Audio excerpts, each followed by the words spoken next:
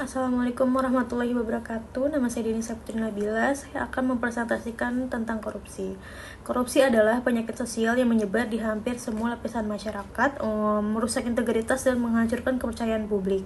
Dalam presentasi ini, kita akan menggali lebih dalam mengenai kasus korupsi Indonesia dan sebab-sebab terjadinya korupsi.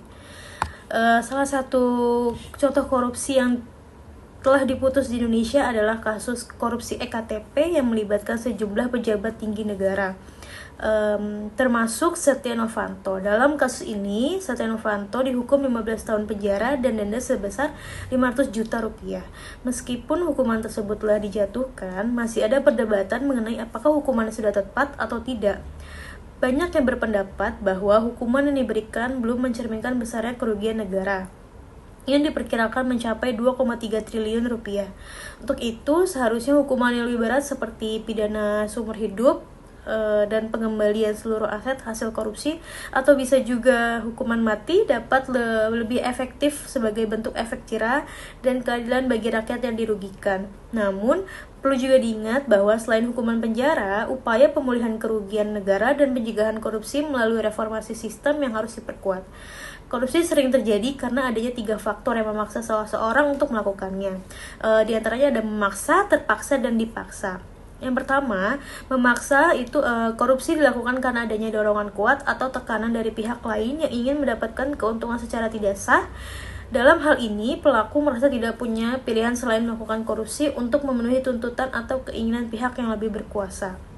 Contohnya, seorang pejabat yang diminta oleh atasannya untuk mengalokasikan dana proyek dengan cara ilegal agar proyek tersebut dapat berjalan lancar dan atasannya mendapatkan keuntungan pribadi.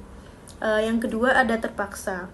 Korupsi dilakukan karena pelaku merasa bahwa keadaan atau situasi yang sulit membuatnya tidak memiliki pilihan lain. Mereka terjebak dalam dilema antara bertindak curang atau menghadapi konsekuensi yang lebih buruk. Contohnya, seorang pegawai pemerintah yang merasa terdesak untuk melakukan suap agar mendapatkan uang lebih karena gajinya sangat rendah, tidak mencukupi kebutuhan hidup. Yang ketiga, ada dipaksa. Dalam situasi ini, pelaku merasa bahwa mereka tidak memiliki kontrol atas tindakan mereka dan dipaksa untuk berbuat korupsi oleh pihak lain yang memiliki kekuasaan atau pengaruh.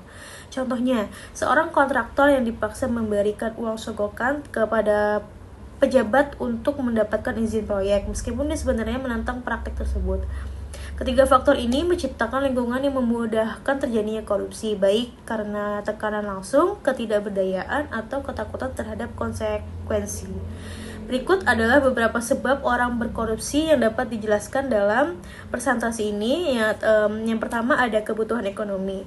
Banyak individu terjebak dalam kondisi ekonomi yang sulit dan melihat korupsi sebagai jalan pintas untuk memenuhi kebutuhan hidup yang mendesak. Yang kedua, lemahnya pengawasan. Kurangnya sistem pengawasan yang efektif atau penegakan hukum yang tegas membuat korupsi mudah dilakukan tanpa takut dihukum.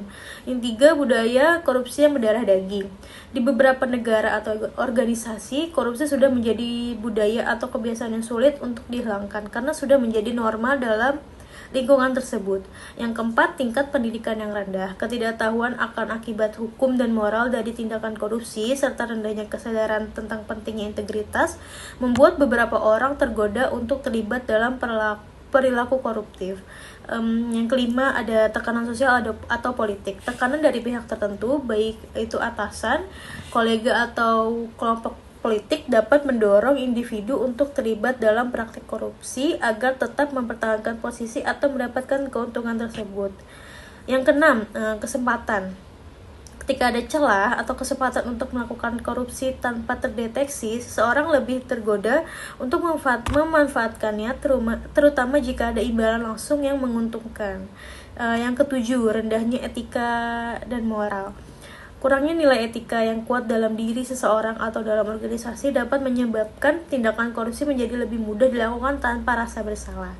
Demikianlah pembahasan mengenai korupsi. Semoga ini dapat membuka wawasan kita semua dan mendorong kita untuk terus berupaya membangun lingkungan yang lebih bersih dan transparan. Terima kasih dan mari kita berkomitmen untuk berperan aktif dalam pemberantasan korupsi.